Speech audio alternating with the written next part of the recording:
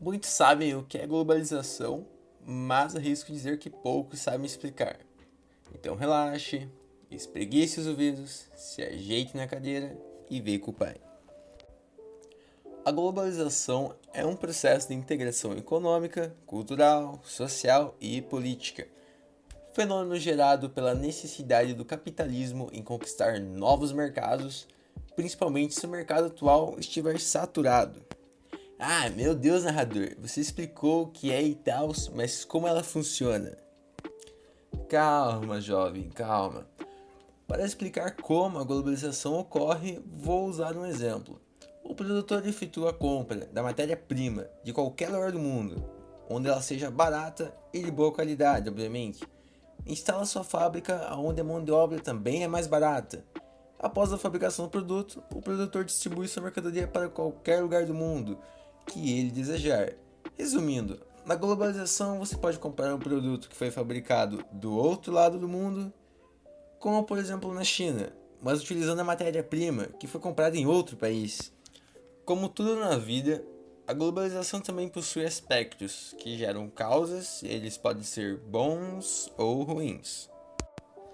Nos aspectos negativos, considere-se que o principal entre os problemas da globalização é uma eventual desigualdade social por ela proporcionada, e que o poder e a renda encontram-se em maior parte concentrados nas mãos de pouquíssimas pessoas, que é o oposto do que o capitalismo deseja.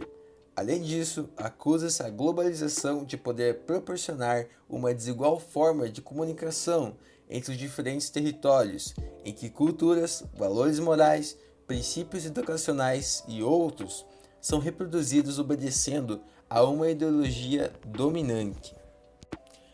Agora o lado positivo da coisa. Temos avanços proporcionados pela evolução dos meios tecnológicos, bem como a maior difusão de conhecimento. Ah, narrador, o que é difusão? Difusão pode ser a divulgação, propagação ou multiplicação de algo. Assim, por exemplo, se a cura para uma doença grave é descoberta no Japão, ela é rapidamente difundida para as diferentes partes do planeta. Outros pontos considerados vantajosos da globalização é a maior difusão comercial e também de investimentos, entre diversos outros fatores. A globalização também tem seus efeitos. Existem vários elementos que podem ser considerados como consequências da globalização no mundo. Uma das evidências mais emblemáticas é a configuração do espaço geográfico internacional em redes, sejam elas de transporte, de comunicação, de cidades, de trocas comerciais ou de capitais especulativos.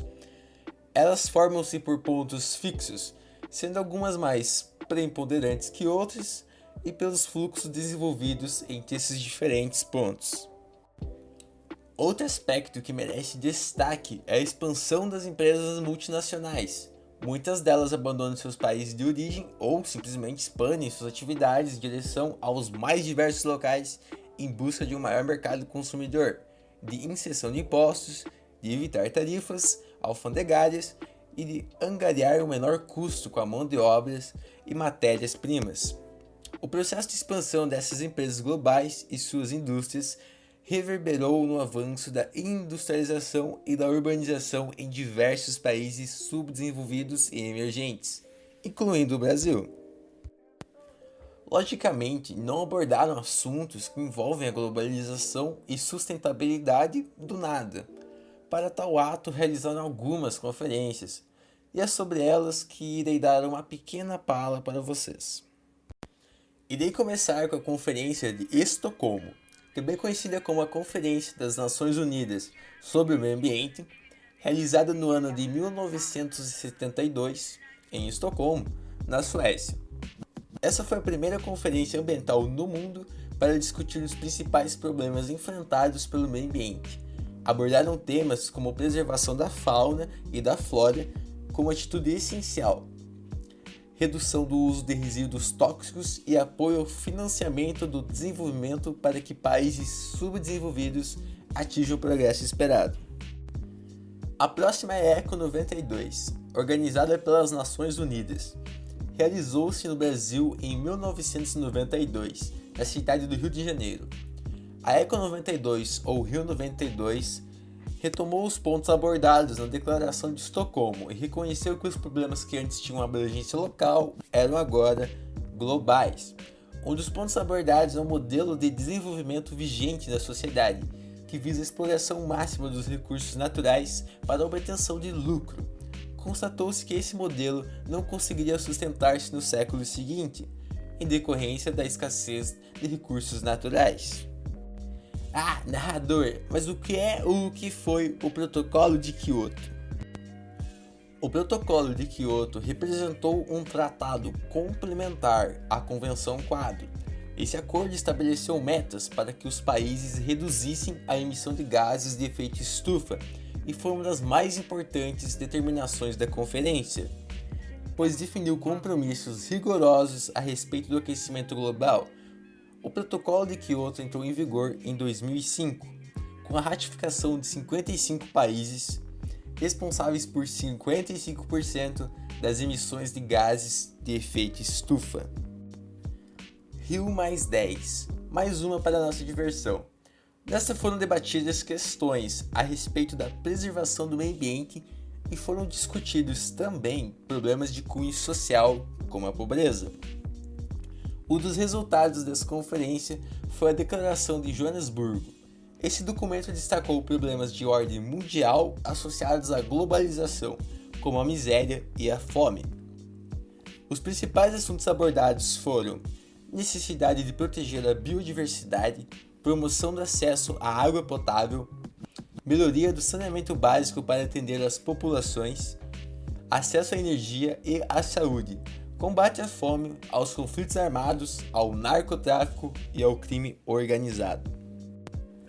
Agora, a Rio+20 foi realizada no Brasil, na cidade do Rio de Janeiro, em 2012. Foram retomadas questões debatidas nas conferências anteriores e refletiu-se sobre ações adotadas pelos países desde a Rio 92. O principal objetivo da Rio+20 refere-se ao reforço do compromisso dos estados com a sustentabilidade e as principais propostas foram erradicar a pobreza, integrar aspectos econômicos, sociais e ambientais ao desenvolvimento sustentável, proteger os recursos naturais, mudar os modos de consumo, promover o crescimento econômico sustentável, reduzir as desigualdades e melhorar as condições básicas de vida. Por fim, uma pequena gota de reflexão no oceano, que é a sua mente. A globalização é um tema complexo, com incontáveis aspectos e características. Sua manifestação não pode ser considerada linear, de forma a ser mais ou menos intensa a depender da região onde ela se estabelece, ganhando novos contornos e características. Podemos dizer, assim, que o mundo vive uma ampla e caótica inter-relação entre o local e o global.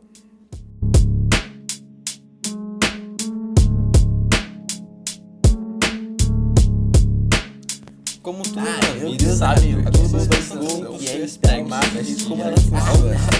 Mas o que foi o Protocolo de Kyoto? Se ajeite na cadeira e vem com o pai.